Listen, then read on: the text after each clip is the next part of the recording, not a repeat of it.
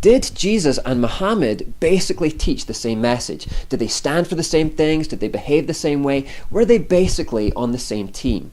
Jesus, of course, is the central figure of what we now refer to as Christianity, and Muhammad is the founder of Islam. The only way to answer this question is to compare them side by side on the key issues, both their words and their deeds. So that's what we're going to do in this video. And to make it fair, we're only going to refer to each faith's own source texts. So when looking at Jesus, we're only going to refer to the Bible, and when looking at Muhammad, we're only going to refer to the Quran and Hadith. So let's get started. Here are 22 points of comparison between Jesus and Muhammad. On violence, Muhammad actually had quite a lot to say. He said, "I have been commanded to fight against people till they testify that there is no God but Allah and that Muhammad is the messenger of Allah." That's Muslim 133. He also said, "Those who believe fight in the cause of Allah." Quran 476. He also said, "And fight with them until there is no more fitna, that is unbelief, and religion should be only for Allah." Quran 8:39. "O Prophet, exhort the believers to fight." Quran 8:65. "Fight those who believe not in Allah nor the last day, nor hold that forbidden which hath been forbidden by Allah and his messenger, nor acknowledge the religion of truth, even if they are people of the book," that is Christians and Jews, "until they pay the jizya, which is a kind of non-Muslim tax, with willing submission and feel themselves subdued." That is Quran 9:29. Jesus, however, never advocated violence at all. In fact, he said, "He who lives by the sword will die by the sword, and blessed are the peacemakers, for they shall be called sons of God." On dealing with enemies, Muhammad said, "And fight with them until there is no more persecution, and religion is only for Allah." That's Quran 8:39. Jesus said, "But I say, love your enemies, pray for those who persecute you. If you love only those who love you, what reward is there in that? For even corrupt tax collectors do that much. If you are kind only to your friends, how are you different from anyone else?" Muslim 4206 says that when Muhammad discovered a woman in adultery, he pronounced punishment, and she was put in a ditch up to her chest, and he commanded people, and they stoned her. Khalid bin Walid came forward with a stone which he flung at her head, and there spurted blood on the face of Khalid, and so he abused her. Muhammad, in fact, ordered the murder of many women, as referenced here. Now, Jesus, on the other hand, never harmed any woman, and in fact he saved a woman caught in adultery who was about to be stoned, saying, "Let he who is without sin cast the first stone." At that point, everyone dropped their rocks and turned away, realizing their own hypocrisy and their own sin. Muhammad permitted stealing from unbelievers. The Hadith says, "After amassing a powerful army, Muhammad sent his forces to take the peaceful farming community of Khaybar by surprise. In the aftermath, he was dissatisfied with the amount of plunder and felt that the town's treasurer, Kinana, might be holding out on him. He had the man brought to him. When Muhammad asked him about the rest, he refused to produce it. So the apostle gave orders to Al-Zubair bin al-Awam, 'Torture him until you extract what he has.' So he kindled a fire with flint and steel on his chest until he was nearly dead. Then the apostle delivered him to Muhammad bin Maslama, and he struck off his head." So not just plundering, but a bit of torture in there too. Oh, and he also then forcibly married Sophia, the dead man's widow. Now Jesus, on the other hand, was unequivocal about theft, saying, "You must not steal." Muhammad permitted lying under certain circumstances, in battle, for bringing reconciliation amongst persons, and between husbands and wives. Jesus, on the other hand, didn't promote or permit lying under any circumstances, saying, "You must not bear false witness." Muhammad owned and traded slaves. One example is Muslim 3901, which says, "There came a slave and pledged allegiance to Allah's apostle on migration. Muhammad did not know that he was a slave. Then there came his master and demanded him back. Whereupon Allah's apostle said, 'Sell him to me,' and he bought him for 2 black slaves." Jesus neither owned nor traded any slaves. On the issue of revenge, Muhammad said, "If then anyone transgresses the prohibition against you, transgress ye likewise against him." In other words, take revenge.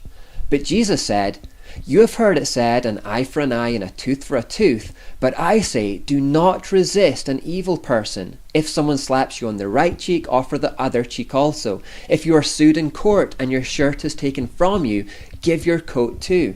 If a soldier demands that you carry his gear for a mile, carry it 2 miles. Give to those who ask, and don't turn away from those who want to borrow. The Bible then goes on to say, dear friends, never take revenge. Leave that to the righteous anger of God. Now, Muhammad didn't just advocate revenge, he murdered those who insulted him. The Hadith records that 2 singing girls for Tana and her friend who used to sing satirical songs about the apostle, so he ordered that they should be killed. Jesus, on the other hand, murdered no one, ordered that no one should be murdered, and instead preached forgiveness for those who wrong you. Peter, for example, came to him and asked, Lord, how often should I forgive someone who sins against me? 7 times? No, not 7 times, Jesus replied, but 70 times 7.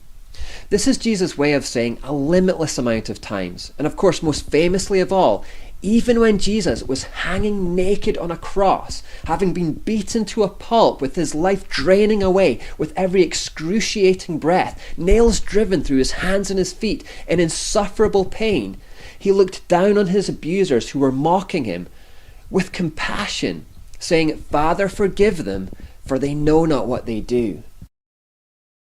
Muhammad said, jihad in the way of Allah elevates one's position in paradise by 100-fold. He also said, I have been made victorious with terror, and also, killing unbelievers is a small matter to us. Jesus, in contrast, again said, God blesses those who work for peace, for they will be called the children of God. Muhammad had 13 wives and kept sex slaves. He also married Aisha, a 6-year-old girl, and consummated the marriage when she was 9. Jesus, on the other hand, was celibate and didn't marry any children.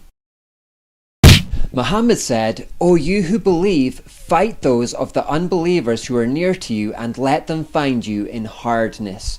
Jesus said, however, God blesses those who are merciful, for they will be shown mercy. Muhammad ordered 65 military campaigns in his last 10 years of life and killed captives taken in battle. Jesus ordered no military campaigns, never took captives, never killed anyone, nor offered any approval of such war. Muhammad encouraged his men to rape enslaved women. Abu Dawood and Quran 424 says, some of the companions of the Apostle of Allah were reluctant to have intercourse with the female captives in the presence of their husbands, who were unbelievers.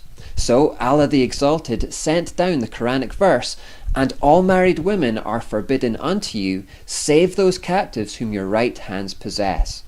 In other words, it's okay for these ones. Jesus, on the other hand, never encouraged rape and never enslaved women. Muhammad demanded that captured slaves and 1/5 of all loot taken in war be given to him.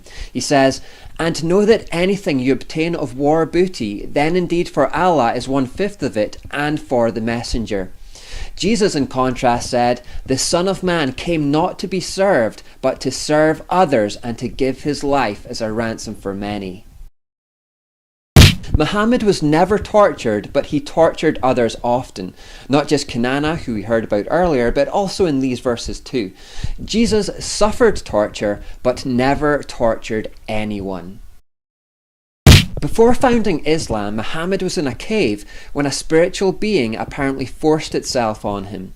Muhammad says, the angel caught me forcefully and pressed me so hard that I could not bear it any more. After this experience, Muhammad became mentally disturbed to the point of becoming suicidal. Bukhari says, the Prophet became so sad, as we have heard, that he intended several times to throw himself from the tops of high mountains. He considered that he might even be demon-possessed, saying, woe is me, poet or possessed, never shall Quraysh say this of me. I will go to the top of the mountain and throw myself down, that I may kill myself and gain rest.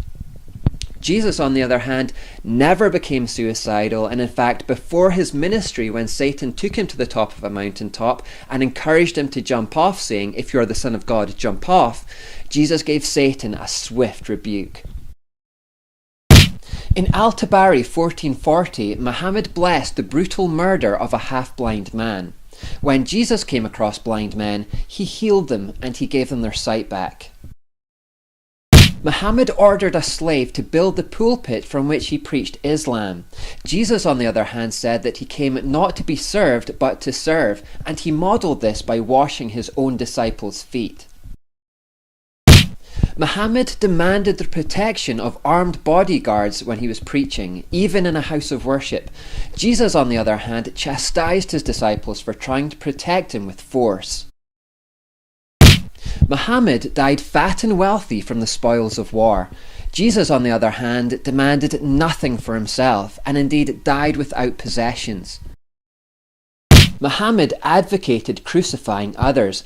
The Quran says, "The penalty for those who wage war against Allah and His Messenger and strive upon earth to cause corruption is none but that they be killed or crucified." Jesus, on the other hand, was crucified himself so that others could have life. Muhammad, according to his followers, had others give their lives for him. Jesus, on the other hand, gave his life for others. Muhammad said, "What are the greatest commandments? Belief in Allah and jihad in His cause." Jesus said, "What are the greatest commandments? Love God and love your neighbour as yourself." As you can see, Jesus and Muhammad did not preach the same message, didn't stand for the same things, didn't behave the same way, and were most definitely not basically on the same team. In fact, it would be impossible to find two people who are more diametrically opposed on pretty much every key issue you can think of. Now, it's up to you which you follow, or whether you follow neither at all. But what we simply can't do is pretend any longer that they said the same things. Christianity and Islam are rooted in very different characters and very different places.